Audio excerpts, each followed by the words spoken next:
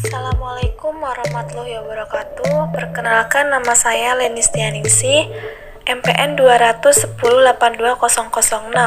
Saya dari Tadis Biologi kelas B ingin memenuhi tugas yaitu ujian tengah semester dengan mata kuliah Fisiologi Tumbuhan dengan pengampu yaitu Bapak Tri Andrian MPD.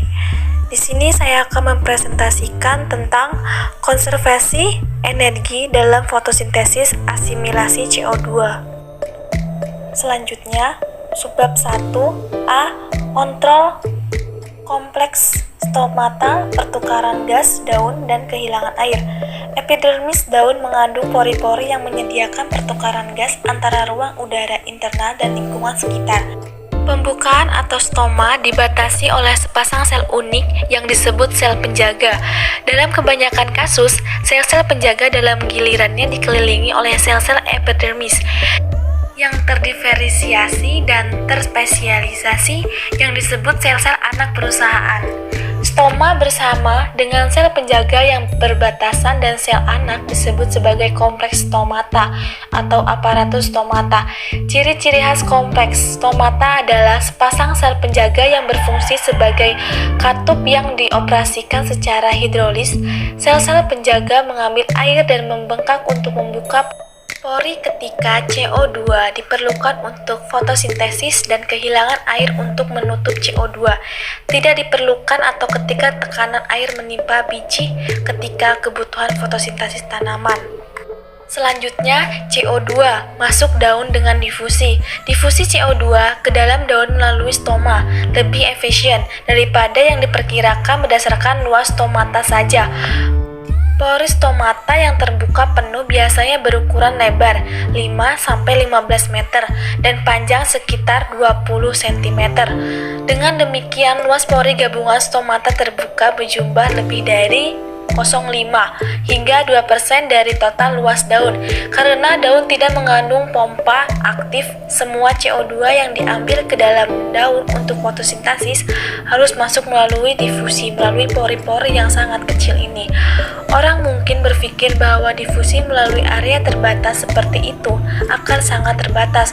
Namun telah dihitung bahwa laju penyerapan CO2 oleh daun yang berfotosintesis secara aktif dalam mendekati 70% dari laju di atas di permukaan menyerap dengan luas yang serta dengan luas permukaan yang menyerap.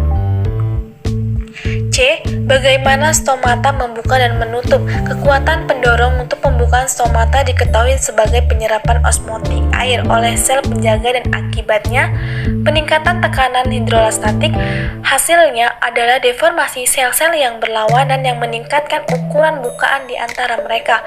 Dalam kasus sel penjaga elips, dinding yang menebal menjadi cengkung, sedangkan dalam sel berbentuk halter, pegangannya terpisah tetapi tetap sejajar. A. Cahaya dan karbon dioksida mengatasi pembukaan stomata. Baik cahaya maupun CO2 tampaknya memberikan kontribusi substansial terhadap siklus harian pergerakan stomata. Efeknya juga sangat erat yang membuatnya sangat sulit untuk membedakan kontribusi relatifnya. Secara umum, konsentrasi CO2 yang rendah dan cahaya merangsang pembukaan sementara konsentrasi CO2 yang tinggi menyebabkannya penutupan yang cepat. Bahkan dalam cahaya, respons stomata adalah konsentrasi CO2 intraseluler dalam sel penjaga. B. Gerakan stomat mengikuti ritme endogen.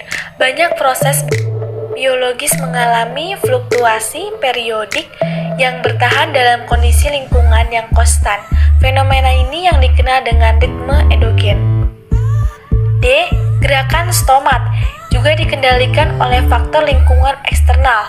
Peran utama stomata adalah untuk memungkinkan masuknya CO2 ke dalam daun untuk fotosintesis, sementara pada saat yang sama mencegah kehilangan air yang berlebihan.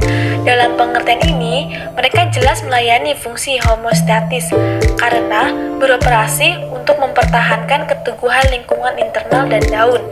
Maka, tidak mengherankan jika menemukan bahwa pergerakan stomata diatur oleh berbagai faktor lingkungan dan internal seperti cahaya, kadar CO2, status air tanaman, dan suhu. E. Gerakan stomat mengikuti ritme endogen. Banyak proses biologis mengalami fluktuasi periodik yang bertahan di bawah kondisi lingkungan yang konstan. Fenomena ini yang dikenal sebagai ritme endogen dibahas lebih lanjut dalam subbab 25, ditunjukkan dalam pembukaan dan peraturan stomata pada daun Tadescentia berlangsung setidaknya selama 3 hari. Meskipun tanaman dipelihara bahwa cahaya terus-menerus semua perioditas 24 jam dipertahankan meskipun waktu pembukaan atau penutupan dapat digeser oleh periode gelap atau NAM. Hasil seperti ini jelas menunjukkan keterlibatan ritme sirkadian endogen dalam mengontrol pembukaan stomata, meskipun tidak jelas bagaimana ritme berinteraksi dengan rangsangan lainnya. Siklus PCR mengurangi CO2 untuk menghasilkan gula 3 karbon. Jalur di mana semua organisme eukariotik fotosintesis akhirnya menggabungkan CO2 ke dalam tingkat karbohidrat dikenal sebagai fiksasi karbon atau siklus reduksi karbon fotosintesis atau PCR. Ini juga disebut sebagai siklus Calvin untuk menghormati Melvin Calvin yang mengarahkan upaya penelitian yang menjelaskan jalur tersebut.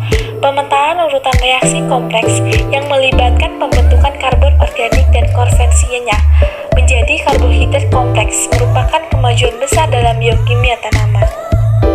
G. ATP dan NAPS dikonsumsi dalam siklus PCR. Reaksi karbosilasi dengan Ag35 kJ/mol-1 secara energik sangat menguntungkan. Ini menimbulkan pertanyaan yang menarik. Jika konstanta kesetimbangan reaksi mendukung karbosilasi dengan perubahan energi bebas negatif yang begitu tinggi, di mana kebutuhan input energi dari reaksi terang fotosintesis, energi dibutuhkan pada 2 titik. Pertama untuk reduksi 3 PGA dan kedua untuk regenerasi molekul reseptor RUB. Masing-masing persyaratan ini akan dibahas secara bergantian. 8531 reduksi 3 PG1 agar kloroplas terus mengambil CO2. 2 kondisi harus dipenuhi. Pertama, molekul produk atau 3 PGA harus menerus menghilangkan, dan kedua, ketentuan harus dibuat untuk mempertahankan pasokan molekul aseptor atau RUB yang memadai. Keduanya membutuhkan energi dalam bentuk ATP dan NAP. Enzim PCR lainnya juga diatur oleh cahaya. Rubisco bukan satu-satunya enzim siklus PCR yang membutuhkan aktivasi cahaya. Studi dengan sel alga, daun, dan kloroplas terisolasi telah menunjukkan bahwa aktivitas setidaknya 4 enzim siklus PCR lainnya juga dirangsang oleh cahaya. Kloroplas. Tanaman C3 juga menampilkan proses oksidasi karbon yang bersaing. Metode yang paling banyak digunakan untuk menilai laju fotosintesis di seluruh sel atau misalnya alga atau tanaman utuh adalah untuk mengukur pertukaran gas baik penyerapan CO2 atau evolusi ozon. Ini adalah proses yang paling rumit karena ada beberapa reaksi metabolisme yang berbeda dan bersaing yang berkontribusi pada pertukaran gas sel alga atau daun tanaman yang lebih tinggi. Respirasi seluler atau mitokondria atau R adalah contoh pertukaran gas yang berlawanan karena menghasilkan evolusi CO2 dan penyerapan CO2. Secara historis, diasumsikan bahwa respirasi berbasis mitokondria dan fitosintesis berbasis kloroplas secara efektif independen, dan kontribusi masing-masing untuk pertukaran gas juga dapat dinilai secara independen. Atau satu argumen menyatakan bahwa fotosintesis dapat memasok seluruh kebutuhan energi daun secara langsung dan mitokondria secara konsekuen akan mati dalam cahaya.